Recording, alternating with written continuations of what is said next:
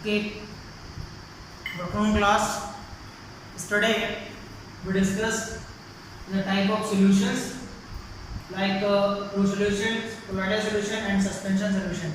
So here we have a table for comparison of properties of true solutions, colloidal solution, and suspension.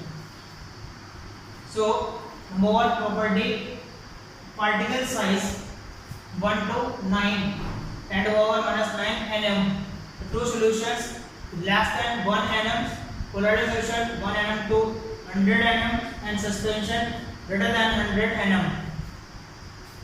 Now the appearance: the transparent, transparent, and opaque. Visibility: not visible, even visible under the light ultra microscopes or visible to the naked eyes. Fusion: diffusion of the particles in nature, diffuse rapidly और तेजी के साथ rapidly diffuse हो जाते हैं particles जो solutions के होते हैं, डिफ्यूज स्लोली इसके पार्टिकल्स बहुत धीरे धीरे डिफ्यूज होते हैं दूसरे से कॉन्स्टिट्यूएंट के साथ, और डिफ्यूजन डज नॉट अकर, इसमें डिफ्यूजन नहीं होता है. स्कैटरिंग ऑफ इफेक्ट: जो बीम लाइट जिसकी टेंडर इफेक्ट की हम बात कर रहे हैं, that is the scattering of effect, scattering of light, beam light. So does not scatter light, ये लाइट को स्कैटर नहीं करता, बीम ऑफ लाइट को पास नहीं करेगा. स्कैटरिंग लाइट स्कैटर लाइट कर सकते हैं और scattering light also. Now the concentration of solution. The meaning of the concentration of solution means when water not added in any solution, that is a called concentration solution, that is a dilute solution and concentration solution. When we not add any drop of water of any solution, that is called concentration of the solution. That depend on amount of the H ion also. The solution may have a small amount of solute dissolved in it, or maybe have a large amount of the solute dissolvement. ये भी हम कह सकते हैं basis और कि जब solute का अमाउंट डिसॉल्व रहता है बहुत ज़्यादा, उसमें सॉल्वेंट कम है और सॉल्यूट ज़्यादा डिसॉल्व हो रखा है उसमें, तो एक कंसंट्रेशन फॉर्म करेगा. The means that the solution can be diluted or concentrated based on the amount of solute present in it. कोई भी solution concentrate या dilute जब होगा जब उसमें present solute जो डाला गया उसका amount जो है वो कम या ज़्यादा होगा. ज़्यादा डाल देंगे तो concentrate हो जाएगा और कम डालेंगे तो वो dilute form करेगा. In other words, may be defined as the amount of solute present in a given quantity of the solution. जो भी solution में लिया है उसमें solute कितना हमने ले रखा है सॉल्वेंट के कंपेयरिंग में, that's depend on that the solution, that is means concentration और dilute solution. So it's also the formula of the concentration of solution. अगर हमें फॉर्म करना है या उसको पता लगाना है कि कोई भी सॉल्यूशन किस लेवल पे कंसंट्रेट है या किस लेवल पे डाइल्यूट है, तो उसके लिए एक फार्मूला है amount of solute upon amount of solution. और बाय मास अगर बात करें तो mass of solution is equal to mass of solute plus mass of solvent. अगर हम मास के रिगार्डिंग सॉल्यूशन को अगर निकालते हैं तो उसको मास ऑफ सॉल्यूट लेंगे और मास ऑफ सॉल्वेंट लेंगे. कितने क्वांटिटी में हमने कितने मास में सॉल्यूट को लिया और कितने मास में हमने सॉल्वेंट को लिया. ओके, सिलेक्टेड अभी आगे न्यूमेरिकल्स हम लोग डिस्कस करेंगे. मास present of a solution: the number of parts by mass of a solute पर 100 parts of a mass of solution. कोई भी चीज को 100 ग्राम से लेके चलते हैं, किसी भी चीज को परसेंटेज 100% से लेके चलते हैं. So here also the number of parts of mass solute 100 parts of a mass in a solution. उस सॉल्यूशन में किसी भी सॉल्यूट के कितने परसेंट डिसॉल्व हैं 100% के अकॉर्डिंग, तो उसके अकॉर्डिंग द परसेंटेज या strength by mass is equal to mass of solute upon mass of solution into 100. तो उससे इनटू 100 करेंगे, मास ऑफ सॉल्यूट रखेंगे, जितना भी मास ऑफ सॉल्यूट दे रखा है मास ऑफ सॉल्यूशन दे रखा होगा उसको मल्टीप्लाई 100 एंड सॉल्व करेंगे. So for example if 10% of salt solution prepared by dissolving 10 gram of salt in 90 gram of water means एक ऐसा सॉल्यूशन हमें फॉर्म हुआ है जिसमें कि 10 ग्राम जो है वो सॉल्ट है और 100 ग्राम हमारे पास 90 ग्राम हमारे पास वाटर है. तो जो सॉल्यूशन बना वो 100% बन गया. तो total mass of the solution will be, तो उसका टोटल सॉल्यूशन क्या होगा उस मास ऑफ सॉल्यूशन कितना निकलेगा, there is a mass of solute पहले लिख लिया हमने, मास ऑफ सॉल्यूट इज 10 gram, the mass of solvent water 90 gram. अब हम फार्मूले के बेस पे करेंगे, so mass of solution the mass of solute plus mass of solvent 10 plus 90 equal to 100। अब हम इसका परसेंटेज अगर निकालेंगे, percentage of solution by mass, तो 10 upon 100 into 100 कट करेंगे, that is 10%। It means concentration of solution this is 10%। in this solution the salt is dissolved in 90 gram water। Clear है? दूसरा एक और आएगा वॉल्यूम, वो बाय मास था, ये बाय वॉल्यूम है। The volume percentage of a solution the number of parts by volume on a solute पर 100 पार्ट्स बाय वॉल्यूम। वहां पे 100 पार्ट्स बाय मास था, यहाँ 100 पार्ट्स बाय वॉल्यूम है। एंड इट सेम वहां पे एक प्रोसेस है, strength by volume, volume of solute upon volume of solution into 100। As same previous questions के अकॉर्डिंग आने, concentration of solution by volume 20 upon 100 into 100 cut करेंगे तो 20%, तो बाय वॉल्यूम हम इसको निकाल सकते हैं। क्लियर है? Now the सॉल्वेबिलिटी। सॉल्वेबिलिटी का मतलब मींस होता है घुलनशीलता, कोई भी कॉन्स्टिट्यूएंट, जो दो कॉन्स्टिट्यूएंट हमने लिए हैं वो किस लेवल पे उसके साथ मिक्सअप हुए हैं, उसकी सॉल्वेबिलिटी क्या है, उस सॉल्यूट की सॉल्वेबिलिटी क्या है उस सॉल्यूशन में उस सॉल्वेंट के साथ। क्लियर है? The solubility of a solute in a given solvent at particular temperature is defined as the number of grams of solute necessary to saturated 100 gram of the solvent at the temperature। Mean solubility जब हो सकती है उस solute की, जो given solvent हमको जो दिया रहता है उसमें पर्टिकुलर जो टेम्परेचर एक दिया रहता होगा, एटमॉस्फेरिक टेम्परेचर की बात हो रही है यहाँ पे।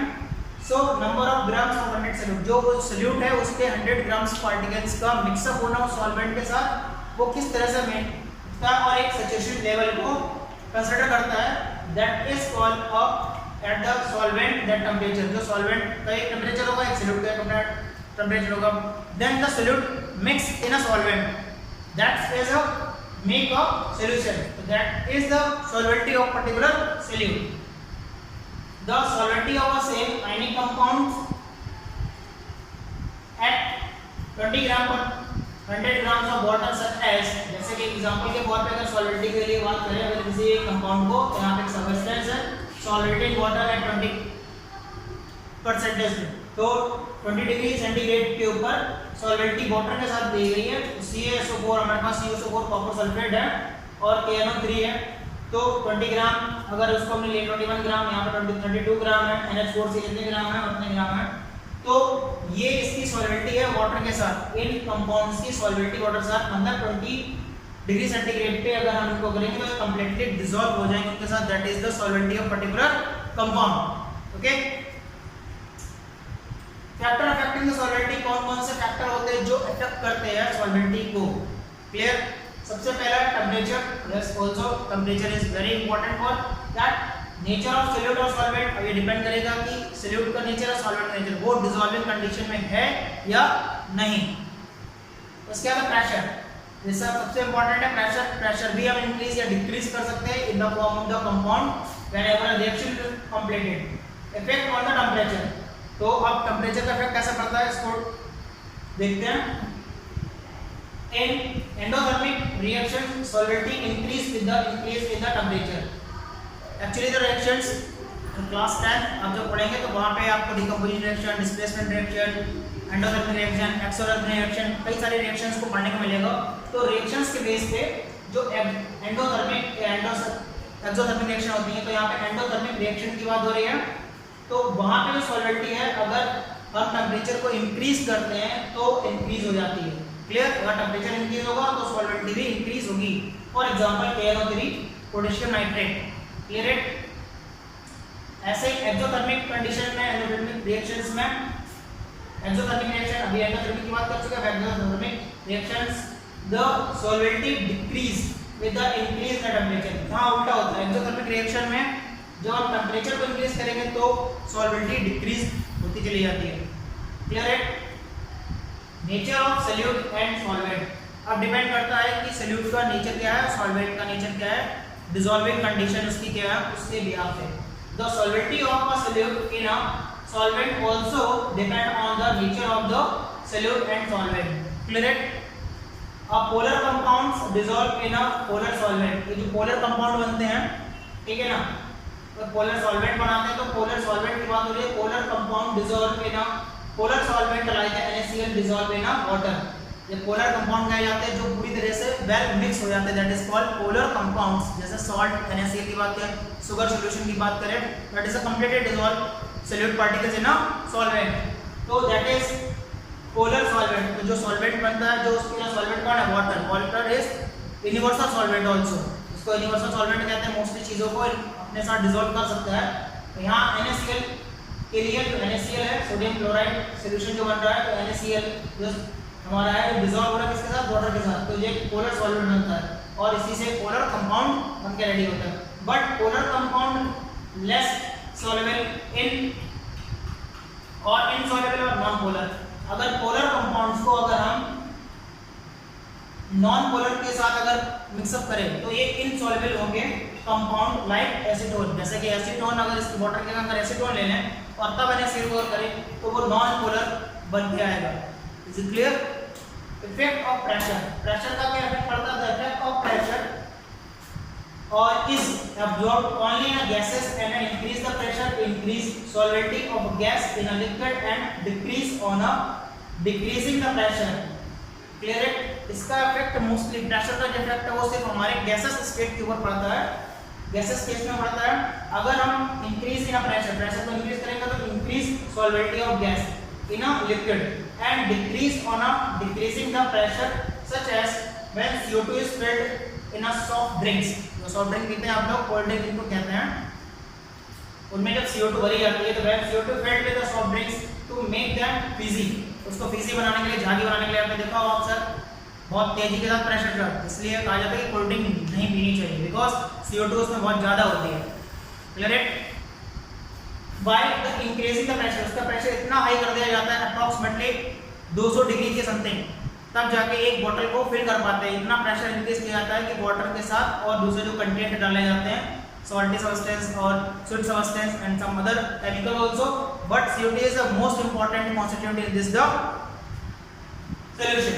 Clear it? Solidity of solid in a liquid remains unaffected by change in pressure, but यहाँ पे कुछ चीज़ों में जो कुछ और chemicals हैं या उनकी solidity पर इसका इफेक्ट नहीं पड़ेगा, क्योंकि सबकी अपनी अपनी कहना चाहिए स्टेबिलिटी होती है, उस स्टेबिलिटी के अकॉर्डिंग वो वर्क करते हैं। Now separating of components of a mixture, किसी भी मिक्सचर्स के कंपोनेंट्स को सेपरेट करने की प्रोसेस के ऊपर बात कर रहे हैं हम लोग। Most of the natural substance और नॉट केमिकली प्योर, जितने भी दुनिया में सब्सटेंस हैं, जितने भी हमारे आसपास चाहे खाने वाली चीज़ें हो चाहे वैसे, कोई भी अकॉर्डिंग टू साइंस प्योर नहीं है। क्लियर है? बिकॉज वो केमिकली कहीं ना कहीं कंपाउंड बनी हुई है, कंबाइन की हुई है, उसका नेचर उस तरह से है। Most of the natural substance are not chemically pure, many material around us mixtures has the different method of the separation or use getting dissolved individually component from the mixtures। किसी भी mixture से उनके components को हम easily अलग कर सकते हैं आराम से, बट उसके लिए बहुत ढेर सारी प्रोसेस होती हैं, उन प्रोसेस के ऊपर भी हम लोग बात करेंगे। heterogeneous mixtures can be separated into their respective constituents by physical method and hand picking, sievings, filtration etc। अगर हम heterogeneous mixtures की बात करें मेनली, वहाँ पे जो मिक्सचर्स होते हैं उनके जो कॉन्स्टिट्यूएंट हैं हम फिजिकली मेथड से भी उनको अलग कर सकते हैं। फिजिकल मेथड से, फिजिकल मेथड में हैंड पिकिंग, सीविंग्स और फिल्ट्रेशन। हैंड पिकिंग मतलब हाथ से बीनना, जैसे कि हम गेहूँ घर में या चावल घर में बनाते हैं तो उसमें से कंकड़ पत्थर स्टोन जो होते हैं वो अलग कर लेते हैं, that is a hand picking method. Sieving का मतलब छानना, जैसे हम आटा छानने का काम करते हैं और दूसरी चीज़ों को भी हम छान सकते हैं, that is sieving. And filtration, the filtration is the process which settle down. Filtration की दो तरह की प्रोसेस होती हैं, डिकंडेशन और सैनिटेशन, वो भी आगे डिस्कस कर रहे हैं। These are the method of the separation depend upon the type of the mixtures and the properties of the constituent. अब ये मेथड्स जो जिसके लिए हम बात कर रहे हैं, सेपरेशंस के वो डिपेंड करते हैं उस मिक्सचर्स के कॉन्स्टिट्यूएंट के ऊपर कि वो किन तरीकों के मिक्सचर जो मिक्सचर बना है वो किन कॉन्स्टिट्यूएंट से मिलकर बना है, सॉलिड सॉलिड से बना है, सॉलिड लिक्विड से बना है कि सॉलिड गैसेस के साथ बना है। दैट द प्रॉपर्टीज के व्याप्त करेंगे each constituents present in a mixture have different boiling points, volatility, solubility and density। इस पर डिपेंड करेगा सबसे पहले जो कॉन्स्टिट्यूएंट जो मिक्सचर्स हैं उनमें जो कॉन्स्टिट्यूएंट है उनके बॉइलिंग पॉइंट पर डिपेंड करेगा। उनके वॉलेटिलिटी का मतलब होता है उनका नेचर वोलेटाइल होता है, मतलब बहुत तेजी के साथ रिएक्ट कर सकते हैं किसी के भी साथ। एंड उसकी सॉलिबिलिटी के ऊपर डिपेंड करता है और उसकी डेंसिटी जो पार्टिकल्स की डेंसिटी है उसके ऊपर भी डिपेंड करेगा। In some cases, special techniques such are the chromatography, centrifugation, distillation, frictional distillation. That is a very special techniques to be used for the particular separation of the mixtures. Chromatography, paper chromatography और chromatography में part में आता है centrifugation part से होते हैं जिससे हम क्रीम को अलग करते हैं, दूध के साथ जब क्रीम को अलग करते हैं that is using centrifugation and frictional distillation and distillation. Distillation friction distillation जो एयर है एयर को फ्रिक्शन डिस्टिलेशन के थ्रू करते हैं। Let me discuss one by one on based on there the constituent in a nature there are three types और as follow. Solid solid mixtures, पहले solid solid mixtures की बात हो रही है, फिर सॉलिड लिक्विड की, फिर लिक्विड लिक्विड के साथ और सॉलिड गैस के साथ। क्लियर है?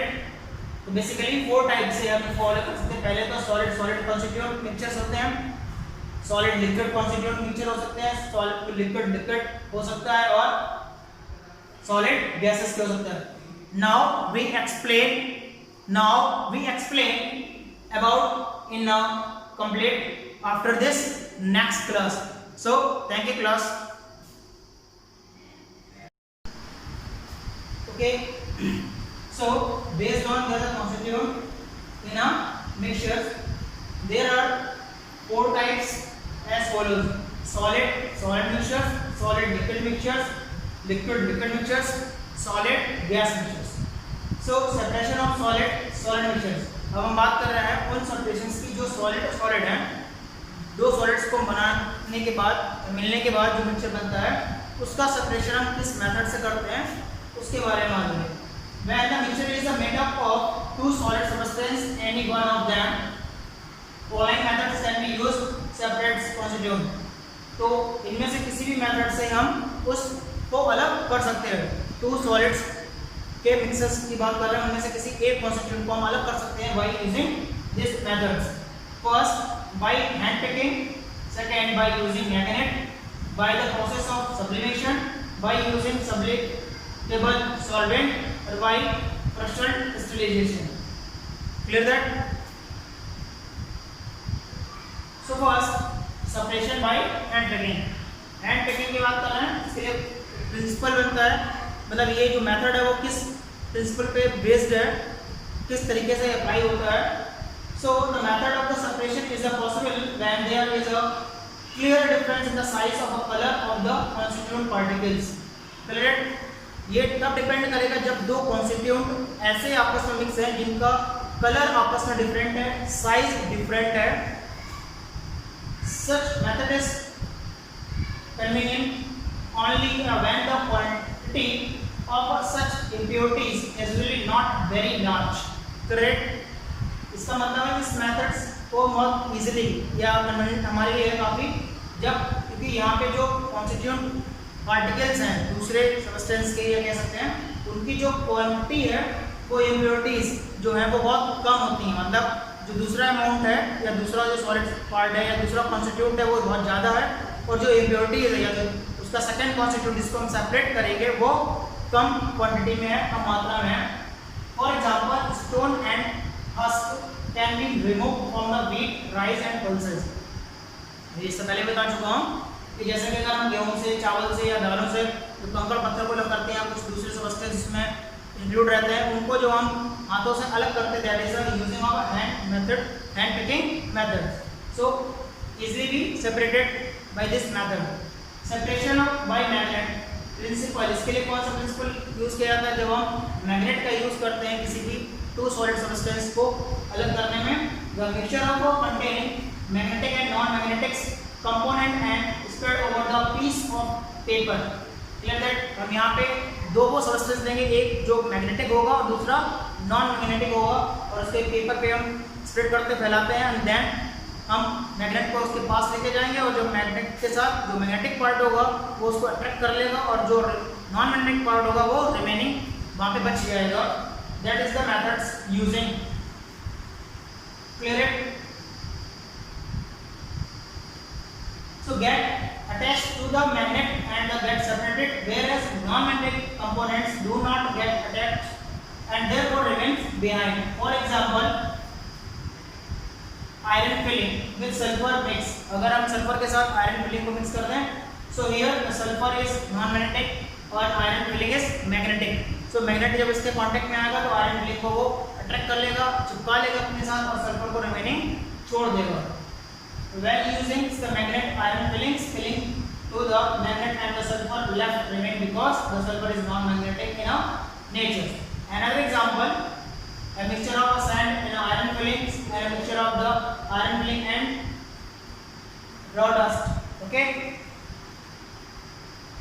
Separation by sublimation. Sublimation process हम लोग पहले ही पढ़ चुके हैं कि sublimation क्या होता है कि when a substance get solid convert to gas directly, तो वहां पे सब्लिमेशन प्रोसेस होती है। तो सब्लिमेशन के प्रिंसिपल है the fluid mixtures of the substance heated on a evaporation dish convert with the perforated sheet on which is inverted funnel in place. हम इसका यूज एक फनल के टाइप से भी कर सकते हैं। किसी एक सॉलिड सब्सटेंस को डायरेक्टली हम हीट करते हैं और हीट करने के बाद इवेपोरेट हो जाता है, और बाकी का जो रिमेनिंग सब्सटेंस है वो लेफ्ट छूट जाता है, बच जाता है। इससे हम उसको आसानी से अलग कर सकते हैं।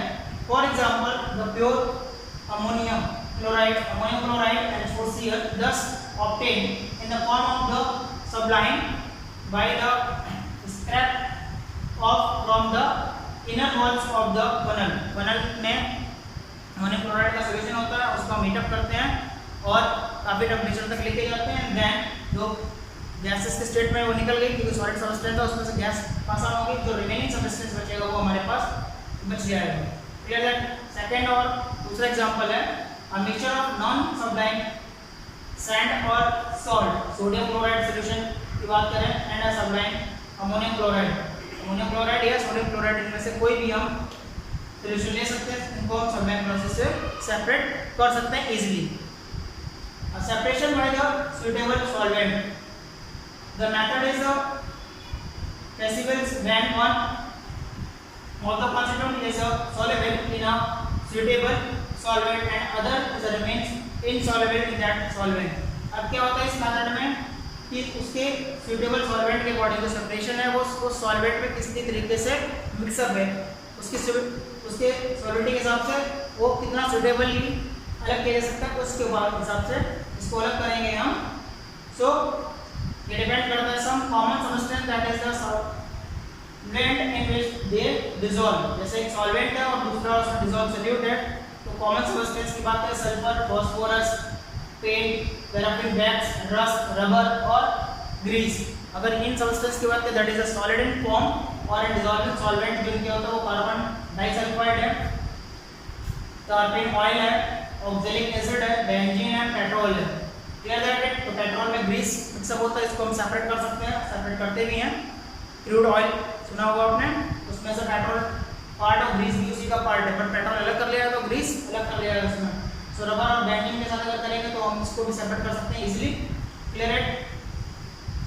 नाउ द प्रिंसिपल ये किस तरह से डिपेंड करता है, उस पर क्या प्रिंसिपल फॉलो करेगा। The methods involve the use of a solvent in which only one of the solid present. अब इसमें सबसे खास बात क्या है कि ऐसा सॉल्यूशन हमारे पास फॉर्म हो रहा है, ऐसा मिक्सचर फॉर्म हो रहा है जिसमें एक जो सॉल्वेंट है वो सॉलिड फॉर्म में रहेगा, वो एक चीज इन अ मिक्सचर पूरा डिसॉल्व, दूसरा उसमें डिसॉल्व रहता है। The undissolved solid is removed by the process of filtration. तो यहाँ पे हम फिल्ट्रेशन की प्रोसेस से दूसरा सब्सटेंस है उसको आसानी से अलग कर सकते हैं। A mixture of sugar and salt can be separated by using alcohol as solvent in which sugar get dissolved in alcohol. The dissolved sugar can be obtained by evaporating in the filtrate containing the alcohol solution. Alcohol में अगर हम sugar solution को डालते हैं, sugar को डालते हैं तो इनसे solution बनके फॉर्म होगा और उसके बाद अगर उसको इवापोरेट कर दें तो इवापोरेट करने में क्या रहेगा, शुगर रिमेनिंग रह जाएगी और अल्कोहल वहां से डिसअपियर हो जाएगा। Clear that it. Separation of crystal and crystallization, crystal बन जाते हैं जो छोटे छोटे क्रिस्टल्स, जैसे आपने शुगर जो फॉर्म होती है वो क्रिस्टल की शेप में होती है, क्रिस्टल फॉर्म होती है। फिर सो प्रिंसिपल इस पे क्या काम करता है, mixture of the crystallization solid is dissolved in a common solvent at a temperature higher than the room temperature. यहाँ पे जो नॉर्मल टेंपरेचर उससे उसको हायर रखा जाता है, हायर टेंपरेचर होता है when the mixture is cooled at the room temperature, और बाद में उस मिक्सचर को कूल डाउन किया जाता है, नॉर्मल किया जाता है रूम टेंपरेचर पे। When this process is repeated many times, और ये प्रोसेस कई बार होती है, पहले हाई फिर लो किया गया, फिर हाई किया गया, फिर लो किया गया, ऐसे करते करते एक ऐसी सिचुएशन आएगी जहाँ पे जो सॉलिड सब्सटेंस पार्ट है तो डिसॉल्विंग किसी दूसरे सॉल्वेंट में जो डिसॉल्व था वो अब सॉलिड फॉर्म में कन्वर्ट हो जाता है और अचानक से वो क्रिस्टल फॉर्म कन्वर्ट कर देता है और हम उसको सेपरेट कर लेते हैं, it is form of crystallization. Clear that it. For example the ammonium minimum जो अमाउंट होता है of the hot solvent is up to solid can be ultimately separated. तो उसमें से जब एक सॉल्यूशन जो फॉर्म हो रहा है वो काफी हॉट होता है, फिर कूल होता है, फिर हॉट होता है, फिर कूल होता है, तो एक ऐसी सिचुएशन आ जाती है उस कंडीशन पे कि ये दो सब्सटेंस ऑटोमेटिकली इसमें से सेपरेट हो जाते हैं। Separation of a solid liquid mixtures, any one of the following methods can be used to separate the constitute. इसमें बहुत ढेर सारी प्रोसेस हैं जब हम बात कर रहे हैं सॉलिड लिक्विड मिक्सचर्स की। अब यहाँ पे सेपरेशन किसका हो रहा है, सॉलिड और लिक्विड का जो मिक्सचर है उसको हम अलग करेंगे, उसमें ये मेथड यूज करेंगे। फर्स्ट मेथड है filtration, sedimentation and decantation, evaporation, distillation, centrifugation, chromatography and crystallisation. So filtration in soluble light solid substance can be separated from a liquid by this method. If in filtration a particle of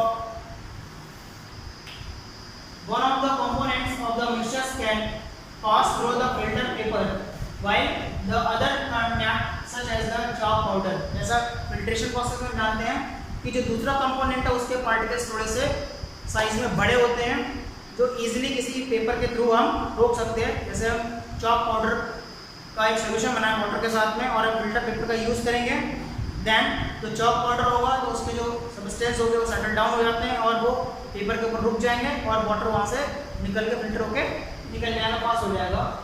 clear it. The precipitate of barium sulphate और silver chloride can be separated for water by the process of filtration. Clear that it.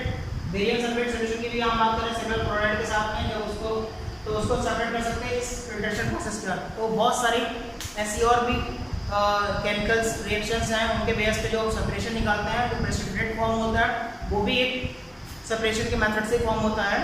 Clear that it. Now the application of filtration, filtration की application कौन कौन सी हैं, कई सारी applications हैं। तो supply for drinking water in a city, जैसे कि हमारे शहरों में जो ड्रिंकिंग वाटर आता है पाइपलाइन के थ्रू, इसको हम लोग सप्लाई वाटर सप्लाई के थ्रू जो आ रहा है पानी पीने वाला वो इसी प्रोसेस से आता है। Separation of the sedimentation and decantation, तो supply of drinking water in a city by the following step, इन स्टेप्स में आता है। पहले सेडिमेंटेशन टैंक होता है, सेडिमेंटेशन टैंक होता है बहुत हैवी सा, उसमें सारा पानी आता है। उसके बाद लोडिंग टैंक होता है, फिर लोडिंग टैंक में जाता है पानी, फिर फिल्ट्रेशन टैंक आता है, उसमें फिल्टर्स यूज होते हैं बड़े, और फिर क्लोरीनेशन टैंक होता है जिसमें क्लोरीन K1O4 लाल दवा इसको बोलते हैं, उससे क्लोरीनेशन किया जाता है, पानी में से जो बैक्टीरिया उनको अलग करने की प्रोसेस होती है। और now the high storage tank, उसके बाद एक हाई स्टोरेज टैंक अगर इसको स्टोर कर दिया जाता है। तो बहुत ढेर सारी लंबी प्रोसेस के बाद ये पीने वाला पानी हमारे पास में आता है, बट मेन प्रोसेस इसकी क्या है, फिल्ट्रेशन की। Clear it.